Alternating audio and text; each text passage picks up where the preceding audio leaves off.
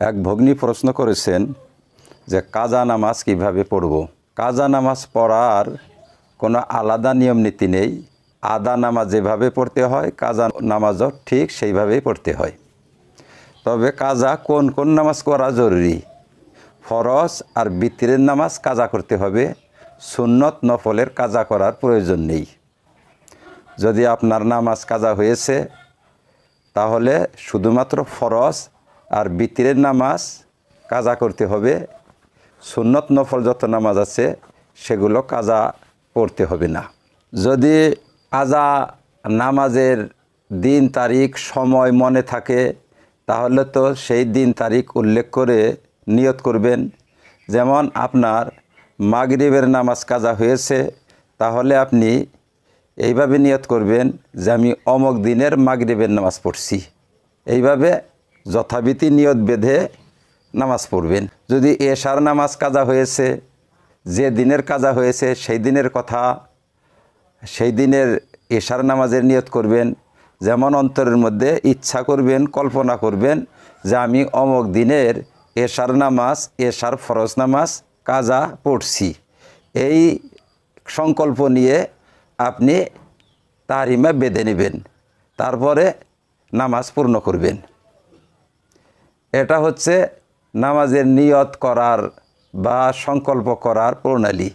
আপনি যে নামাজটা আপনার কাজা হয়েছে সেই নামাজ সেই ওয়াক্তের নাম নিয়ে বা সেই ওয়াক্তের কল্পনা করে সেই ওয়াক্তের নামাজ কাজা পড়ার ইচ্ছা করে আপনি নিয়ত বেঁধে নেবেন এবং নামাজ পড়বেন। তবে এখানে একটা প্রশ্ন আসে যে কাজা যদি নামাজ থাকে আমার, তাহলে কাজা নামাজটাই আগে পড়তে হবে না ওয়াক্তিয়া নামাজটা আগে পড়তে হবে? এই একটা মশলা অবশ্য আসে। এখানে মনে রাখবেন যে আপনার যদি 5 ওয়াক্ত বা 5 ওয়াক্তের কম কাজা হয়েছে, আপনার যে নামাজগুলো কাজা হয়েছে সর্বমোট 5 ওয়াক্ত বা 5 ওয়াক্তর কম, তাহলে কাজা নামাজ আগে পড়তে হবে, তারপরে ওয়াক্তিয়া নামাজ পড়তে হবে। কারণ কাজা আর ওয়াক্তিয়ার মধ্যে ধারাবাহিকতা রক্ষা করাটা ওয়াজিব। ধারাবাহিকতার বিপরীত করলে যদি আপনি ওয়াক্তিয়া নামাজ আগে পড়েন, কাজা নামাজ পরে পড়েন, তাহলে আপনার নামাজ হবে না। ঠিক তেমনি কাজা নামাজগুলোও ধারাবাহিকভাবে পড়তে হবে। যেমন আপনার যদি 2 ওয়াক্ত নামাজ কাজা হয়ে থাকে তাহলে আগের ওয়াক্ত আগে পড়তে হবে, পরের ওয়াক্তটা পরে পড়তে হবে। যেমন জোহর ও আসর কাজা হয়েছে তাহলে আগে জোহর পড়তে হবে, পরে আসর পড়তে হবে। তাহলে আমরা বুঝতে পারলাম যে যদি নামাজ কাজা হয়েছে তাইলে 2 ক্ষেত্রে ধারাবাহিকতা রক্ষা করা জরুরি। একটা হচ্ছে কাজা ও আদার মধ্যে, আর একটি হচ্ছে কাজার মধ্যে। অর্থাৎ কাজা নামাজ সমূহের মধ্যে পরস্পর ধারাবাহিকতা রক্ষা করতে হবে, তেমন কাজা ও আদা বা ওয়াক্তিয়া নামাজের মধ্যেও ধারাবাহিকতা রক্ষা করতে হবে। এটা তো হচ্ছে 5 ওয়াক্ত বা 5 ওয়াক্তের কম যদি নামাজ কাজা হয়ে থাকে। আর যদি 5 ওয়াক্তের বেশি হয়ে থাকে তাহলে তখন আপনার জন্য ধারাবাহিকতা জরুরি নয়, আপনি যেভাবে ইচ্ছা সেইভাবে পড়তে পারবেন। যেমন আপনি যদি চান যে আদা নামাজ আগে পড়ব, আদা নামাজ আগে পড়তে পারবেন, পরে কাজা পড়তে পারবেন। আর যদি চান যে আসর আগে পড়ব, জোহর পরে পড়ব, তাও পড়তে পারবেন। কারণ ধারাবাহিকতাটা আপনার জন্য মাফ হয়ে গেছে, আপনার থেকে সাকিত হয়ে গেছে। এখন ধারাবাহিকতা রক্ষা করা জরুরি নয়। এটা ছিল কি ধারাবাহিকতার ব্যাপারে কথা। আরও একটা প্রশ্ন এখানে জাগে, সেটি হচ্ছে যে এই যে আমরা যে গণনা করব 5 ওয়াক্ত বা 5 ওয়াক্তর কম, এটা কি এই বর্তমান নামাজ না সারা জীবনের নামাজ? এ ব্যাপারে বিভিন্ন মতামত থাকলেও সতর্কতামূলক বর্তমান নামাজ হিসাব করাটাই উত্তম। অর্থাৎ আপনি যখন থেকে নামাজ পড়া ধরেছেন তখন থেকে আপনি নামাজ কাজা করেছেন কিনা। যদি আপনার নামাজ ধরার পরে, নামাজ শুরু করার পরে 5 ওয়াক্ত বা 5 ওয়াক্তের কম নামাজ কাজা হয়েছে তাহলে আপনি সাহেবে তরতিব, আপনাকে ধারাবাহিকভাবে নামাজ পড়তে হবে। আর যদি যখন থেকে আপনি নামাজ পড়ছেন তখন থেকে আপনি হিসাব করে দেখা গেল যে আপনার এখন নামাজ 5 ওয়াক্তের বেশি কাজা হয়েছে, তাহলে ধারাবাহিকতা রক্ষা করার প্রয়োজন পড়বে না। পুরাতন নামাজ অর্থাৎ 10-20 বছর আগে বা 2-4 বছর আগে যে সমস্ত নামাজ কাজা হয়েছিল সেই সমস্ত নামাজ এই হিসাবের মধ্যে না আনাটাই ভালো। এখনকার নামাজটা হিসাব করা ভালো। অবশ্য উভয় ধরনেরই মতামত আমাদের আছে, তবে বর্তমান নামাজটা হিসাব করাটাই ভালো, সতর্কতামূলক আমল এটা হবে।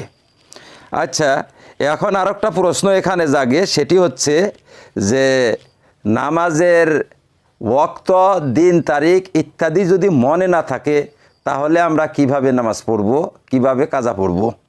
যেমন আমি অনেক দিন নামাজ কাজা করেছিলাম, অনেক দিন আমার নামাজ কাজা হয়েছে, সেই নামাজ কোন ওয়াক্তের কোন দিনকার নামাজ কাজা হয়েছে কোনো কিছুই মনে নেই। এখন সেই সমস্ত নামাজ কিভাবে আমি কাজা পড়ব? এ জন্য আপনারা মনে রাখবেন যে আপনার মনে না থাকলেও আল্লাহ রব্বুল আলামিনের কিন্তু মনে আছে, কারণ আল্লাহ তাআলা কোনো কিছু ভুলেন না, আল্লাহ কোনো কিছুই বিস্মৃত হন না, আল্লাহ ভুল করেন না, আল্লাহর ফেরেশতারাও ভুলেন না, আল্লাহর ফেরেশতাদের মনে আছে। কাজেই আপনি আপনার এই দায়িত্বটা আপনার আল্লাহর হাওয়ালা করবেন অথবা আল্লাহর নিয়োজিত ফেরেশতাদের হাওয়ালা করে দিবেন। তথা এইভাবে আপনি নিয়ত করবেন, আমার জীবনে যত ফজরের নামাজ বাকি রয়েছে তার প্রথম ফরজটা পড়ছি, আল্লাহু আকবার, এইভাবে আপনি নিয়ত বেঁধে নেবেন। এক ওয়াক্ত পড়ার পর পরবর্তী ওয়াক্ত যেটা এইটাই সর্বপ্রথম হবে। কাজে আবারও নিয়ত করবেন এইভাবে যে আমার জীবনে ফজরের নামাজ যত বাকি রয়েছে তার প্রথমটা, আমার জীবনে যত ফজরের নামাজ বাকি রয়েছে তার মধ্যে যেটা সর্বপ্রথম সেই ফরজটা পড়ছি, আল্লাহু আকবার। এইবার আপনি যখন একটা পড়লেন, এর পরবর্তী যে ওয়াক্ত আসবে সেইটাই আপনার আবার সর্বপ্রথম হবে, কারণ একটা যাওয়ার পরে দ্বিতীয়টাই সর্বপ্রথম থাকে, আবার দ্বিতীয়টা যাওয়ার পরে তৃতীয়টাই সর্বপ্রথম হয়। কাজে আপনি জীবন ভরা নিয়ত করবেন যে আমার ফজরের নামাজ যত বাকি রয়েছে তার মধ্যে যেটা সর্বপ্রথম সেই ফরজটা আমি পড়ছি, আল্লাহু আকবার, এইভাবে পড়তে থাকবেন। এবার আপনার সর্বপ্রথম ফজরের ফরজটা কোন বৎসরে, কোন বারে, কোন মাসে, কোন তারিখে এটা আপনি জানেন না, আপনার মনে নেই, কিন্তু আল্লাহ পাকের মনে আছে, ফেরেশতাদের হিসাব আছে, তারা সেই হিসাবে আপনার দায়িত্ব তারা পূর্ণ করে দিবে। অর্থাৎ আপনার সেই তারিখ মোতাবেক যে তারিখের নামাজ আপনার প্রথম নামাজ সেই তারিখটার মধ্যে আপনার রাইট সিন লাগিয়ে দিবে, আপনি পড়েছেন বলে মেনে নেবেন ফেরেশতারা। এইভাবে আপনি পড়তে থাকবেন। তাহলে এই ফজর তো আমি উদাহরণস্বরূপ বললাম, ফজরের ওয়াক্ত যেরকম নিয়ত করবেন এই একই রকমের নিয়ত করবেন, জোহর, আসর ইত্যাদি ওয়াক্তেরও একই রকম নিয়ত করবেন। তাহলে নিয়ত করা মশলা আমরা বুঝতে পারলাম। এখন একটা প্রশ্ন থাকে যে কাজা নামাজটা কখন পড়ব আমরা? কাজা নামাজের যেমন কোনো নির্দিষ্ট ধারাবান্ধা নিয়ম নীতি নেই, তেমন এর জন্য কোনো নির্দিষ্ট সময় নেই।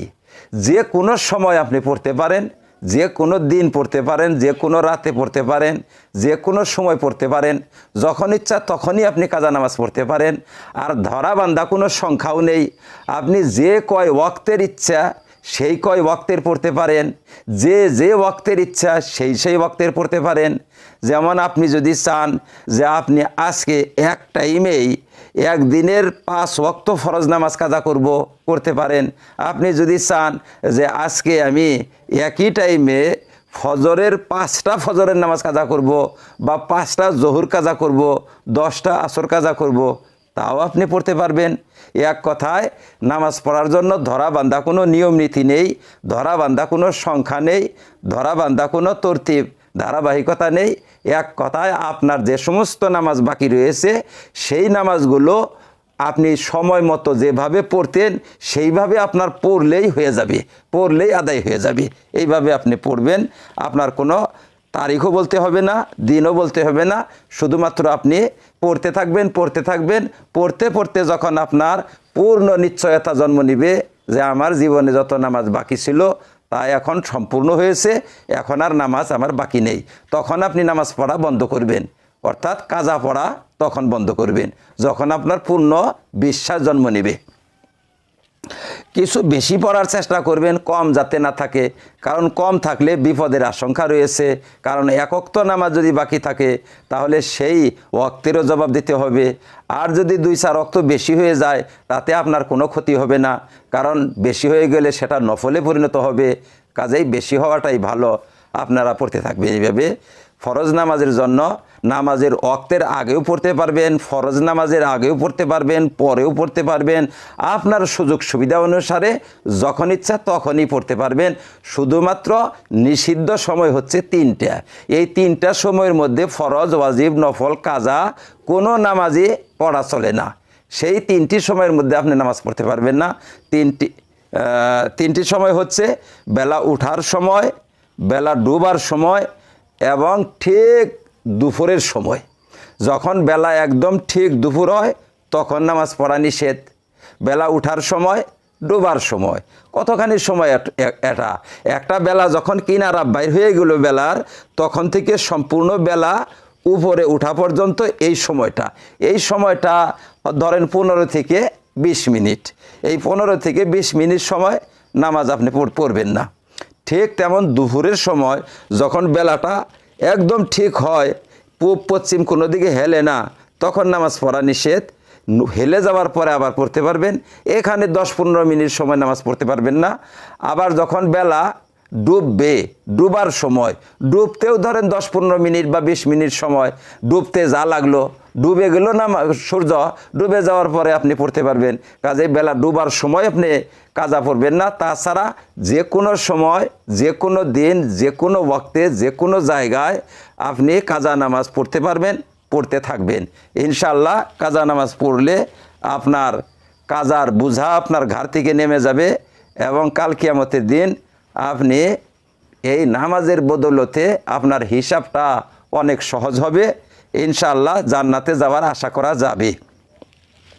তার সাথে আপনাকে আরও একটা পরামর্শ দেই, সেটি হচ্ছে যে আমাদের লোকেরা অনেক নফল নামাজ পড়ে।